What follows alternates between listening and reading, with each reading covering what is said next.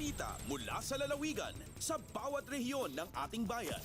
Dito sa Ang Pilipinas Ngayon.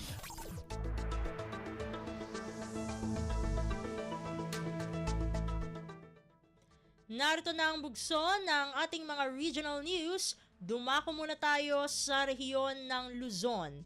Pagsasemento sa access roads sa 3 barangay ng Kasibu, Nueva Vizcaya, inilunsad ng DSWD Region 2. Narito ang buong balita na ihahatid sa atin ni April Racho mula sa Tugigaraw.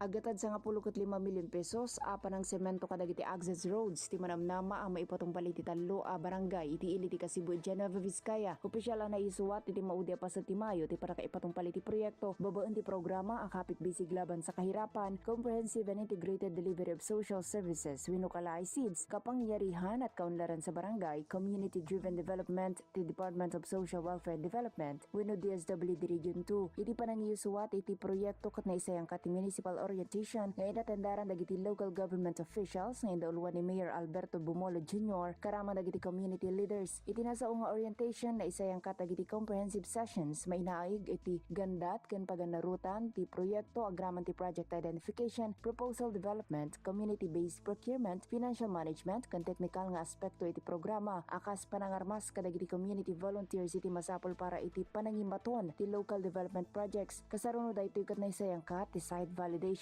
process kadagiti barangay ti poblasyon wat kan alloy tapno masigurado adagiti ket prioridad ken masapol metlaeng dagiti komunidad manamnama ti ililipas ti panagkonkreto kadagiti access roads itatamot laeng atawon. Manipudtugay Garaw City daytoy ni April sa Lucan Racho para iti Radyo Pilipinas World Service. Balita mula sa lalawigan sa bawat rehiyon ng ating bayan. Dito sa Ang Pilipinas Ngayon.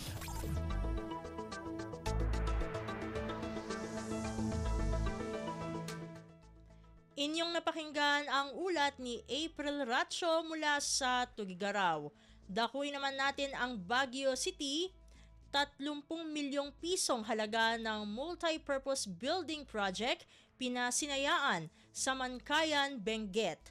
Ang kabuang ulat ihahatid naman sa atin ni Jong Munar. Naisayang iti inaugurasyon iti baro nga multipurpose building iti barangay Sapid, Bangkayan, Benguet. Itinasa nga multipurpose building project at agbalor iti 30 milyon na pesos sa binondohan ni Benguet Representative Eric Goyap. Sigon kini Attorney Frenzel Ayong nang ibagay iti congressman makatulong ti baro nga prostek iti social and economic development iti munisipalidad ti Bangkayan saan lang para iti barangay Sapid. Kinuna ni Ayong akaraman daytoy kadikitin ka rin ni congressman niya patulong sa Jay Bangkayan tapno mapasayat pa iti local infrastructure and public service. Inay na paset iti bastek at mabalin nga pakangalayan iti na dumadumang aktibidad ken da dumapay nga pakawasaran daytoy ang mga ipay iti serbisyo iti publiko. Manipod iti Radyo Pilipinas Baguio, Jong Munar nang ipadamag para ti Radyo Pilipinas World Service. Balita mula sa lalawigan sa bawat rehiyon ng ating bayan. Dito sa Ang Pilipinas Ngayon.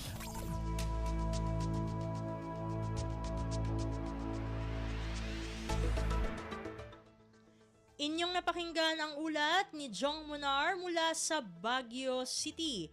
Pumunta naman tayo sa Virac. Outstanding Abaca Farm Family sa Catanduanes binigyang pagkilala ng lokal na pamahalaan. Ang detalye ng balita ihahatid sa atin ni Jan Tatad.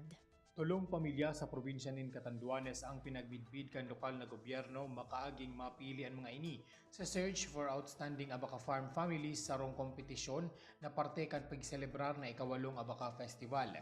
Tig sa sagibo ini taon-taon tanganing mamidbid ang mga pamilya kan mga abakalero na iguang mga istorya kan pagsumikap sa lado kan pag-aabaka na mahuhugutan nin inspirasyon.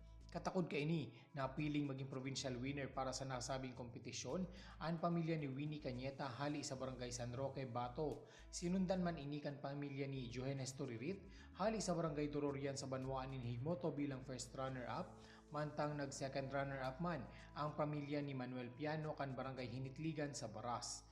Nagresibian mga ini nin sertipiko as in cash prize na 20,000 pesos para sa provincial winner. 17,000 pesos man sa first runner-up, sagkod 15,000 pesos para sa second runner-up. Mientras tanto, nag-uli man in consolation prizes ang iba pang mga nominadong Abaca Farm family na hali pa sa iba pang mga banwaan sa Catanduanes. Ang awarding ceremony para sa mga napili na outstanding Abaca Farm families isinabay sa selebrasyon kan Farmers and Fisher Folks Month kung saan pigrekognisar kan lokal na gobyerno nin Catanduanes ang dakulang ambag sa lipunan kan Abaca Farm families pati na ang mga parasila. Hali digdi sa Radyo Pilipinas Virac ini si John Tatad para sa Radyo Pilipinas World Service. Balita mula sa lalawigan sa bawat rehiyon ng ating bayan. Dito sa Ang Pilipinas Ngayon.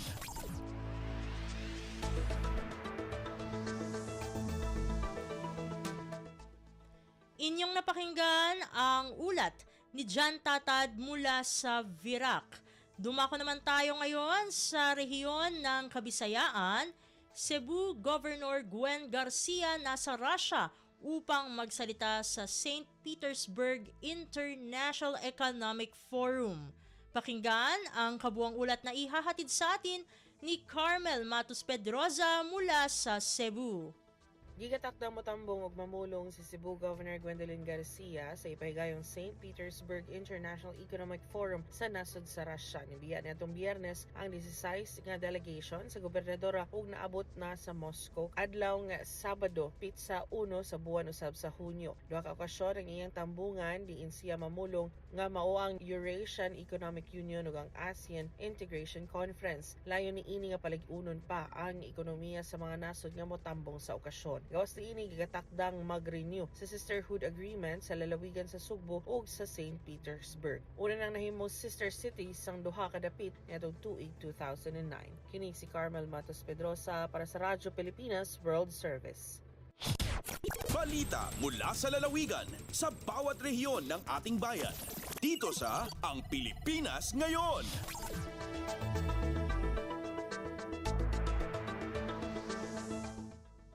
Inyong napakinggan ang ulat ni Carmel Matos Pedroza mula sa Cebu. Puntahan naman natin ang Iloilo. 15.4 million pesos na community project itinurn over ng DSWD Kalahi CIDSS sa lokal na pamahalaan ng Nueva Valencia, Guimaras. Narito si Marian Grace Erenieta para sa detalye ng balita.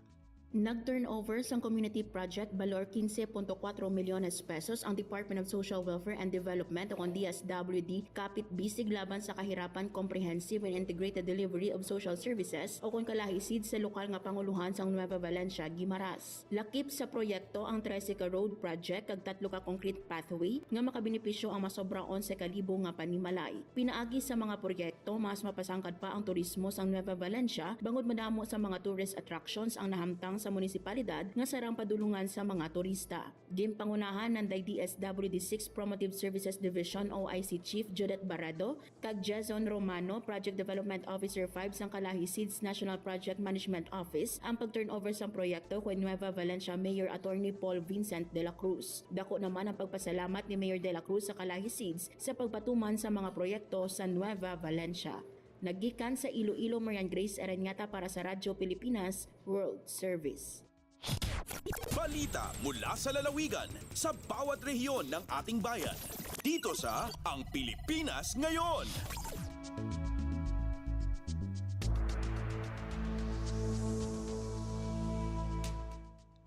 Inyong napakinggan ang ulat ni Marian Grace Erenieta mula sa Iloilo. Dumako na tayo sa rehiyon ng Mindanao.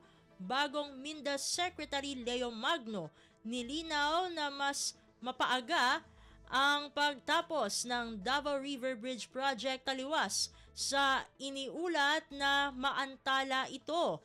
Ang kabuang ulat ihahatid sa atin ni Maselda Salya mula sa Davao.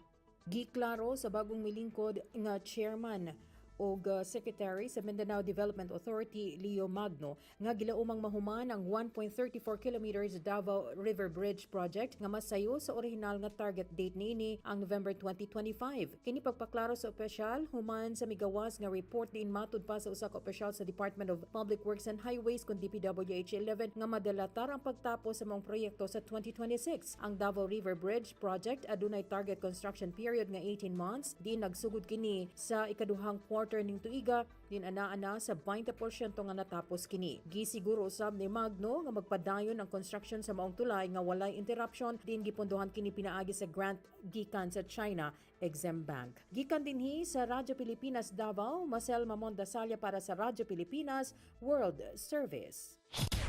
Balita mula sa lalawigan sa bawat rehiyon ng ating bayan. Dito sa Ang Pilipinas Ngayon.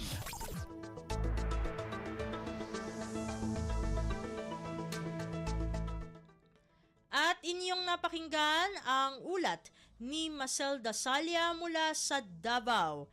Dito na nagtatapos ang ating regional news.